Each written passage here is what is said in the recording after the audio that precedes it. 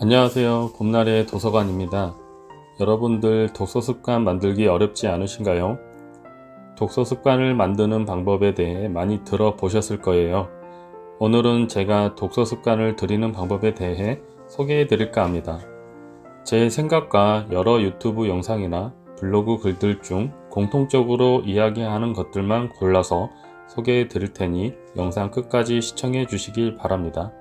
그럼 지금 바로 시작하겠습니다. 첫 번째, 독서 시간을 정하기입니다. 보통 직장인들이 독서를 하기로 마음먹었을 때 시간이 나면 독서해야지 라고 많이들 생각하십니다. 그런데 생각보다 그 시간을 내기 어렵죠? 그 이유는 항상 바쁜 직장인들에게 독서가 우선순위에서 밀리기 때문입니다. 독서가 본업이 아닌 이상 독서를 우선순위에 놓지 않을 확률이 높고, 만약 시간이 나더라도 다른 취미 생활이나 휴식을 택할 확률이 높습니다. 그러니 10분, 20분 짧은 시간이라도 꼭 별도의 독서 시간을 정해 놓으세요.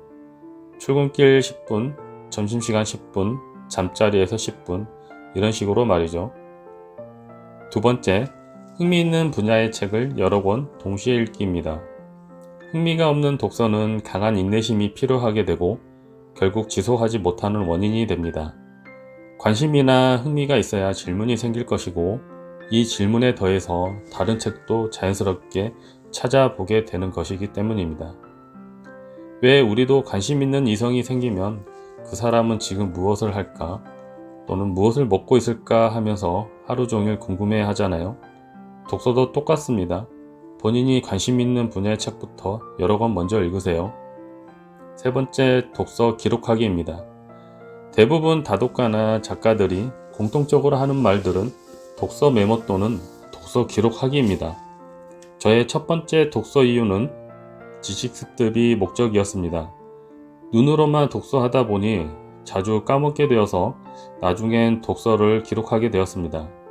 그런데 신기하게도 글을 쓰면서 제 머릿속에서 안개처럼 떠돌던 생각들이 글자라는 명시적 형태로 종이나 디지털 매체에 나타나니 자연스럽게 내가 이런 생각을 하고 있구나 하면서 저를 객관적으로 돌아볼 수 있게 되었습니다. 자연스럽게 자아 성찰을 하게 된 것이죠. 여러분들도 독서 노트에 꼭 기록하세요. 처음에는 아무거나 쓰셔도 됩니다. 요즘은 노션, 블로그 등 모바일 SNS에 쉽게 접근해서 기록을 남기는 것이 쉬운 시대이니 적극 활용해 보시길 바랍니다. 독서 내용 기억에도 많은 도움이 됩니다. 네 번째, 나만의 독서 공간 만들기입니다. 인간은 의지보다 환경의 영향을 많이 받습니다. 특정 공간을 독서 공간으로 만들면 TV, 스마트폰 등 외부 요인이나 다양한 유혹을 줄일 수 있습니다. 또한 특정 공간에 앉는 것만으로도 이제 책을 읽어야 한다는 신호를 뇌에 보내게 되어 자연스럽게 독서 습관 형성에 도움이 됩니다. 카페, 도서관, 출퇴근 버스 등 다양한 곳에서 독서를 해보시고 나만의 독서 공간을 찾으시길 바랍니다. 만약 마땅한 독서 공간이 따로 없으면 책상이나 독서대 등 도구를 활용해서 독서 공간 느낌이 나게 만들어 보세요. 다섯 번째, 독서 빈도 늘리기입니다. 다음 독서까지 텀을 길게 갖는 것보다 짧은 시간을 자주 독서하는 것이 독서 습관을 만드는 데 훨씬 유리합니다. 습관 형성은 강도가 아닌 빈도에 의해서 결정되기 때문입니다. 이 부분은 다른 영상에서 습관이 형성되는 과정에 대해 좀 더 구체적으로 만들어서 올리겠습니다. 여섯 번째, 필사하기입니다. 필사는 단순히 책을 읽는 것보다 더 많은 집중력을 요구합니다. 또한 손으로 쓸 때 두뇌 활동이 활발해지고 기억에 오래 남습니다. 필사를 하면 오감을 자극해서 뇌에 강하게 각인되는 거죠. 좋은 글을 따라 쓰면서 문자의 구조나 표현 방법을 자연스럽게 배우게 되고 글쓰기 실력이 향상됩니다. 글을 쓰다 보면 자신감도 생기고 독서에 흥미도 갖게 되어 선순환 역할을 하게 되는 거죠.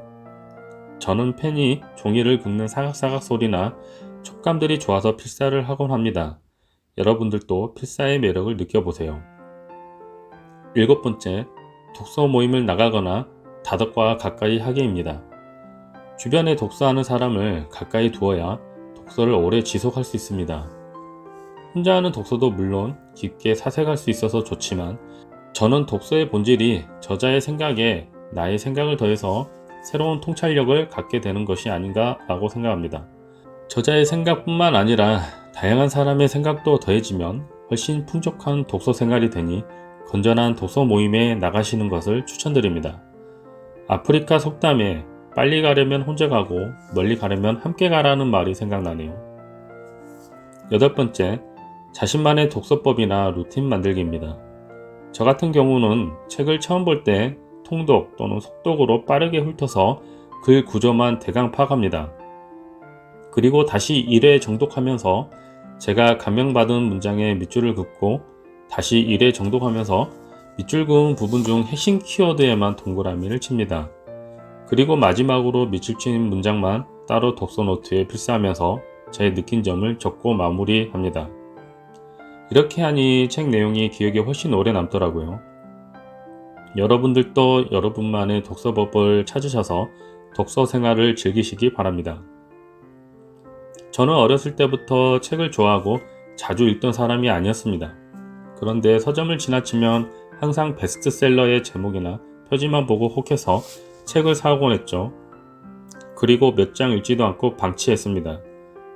또 서점을 지나치면 책을 또 사오더라고요. 나는 왜 읽지도 않는 책을 사는 것일까 곰곰이 생각해 보았습니다. 그 이유는 간단했습니다. 답이 보이지 않는 망망대해 같은 제 인생에서 혹시라도 등대 같은 구세주 같은 책을 발견하지 않을까 하는 불안한 마음에 책만 계속 샀던 것입니다. 지금은 앞서 소개해드린 방법대로 독서를 하다 보니 맹목적인 독서보다는 구체적인 목적과 계획을 세워서 독서하고 있습니다. 과거 불안했던 제 인생관도 지금은 어떤 소음에도 흔들리지 않고 묵묵히 앞만 보고 차근차근 걸어가고 있습니다. 독서를 한 후 마음의 동요가 많이 사라진 것 같아요.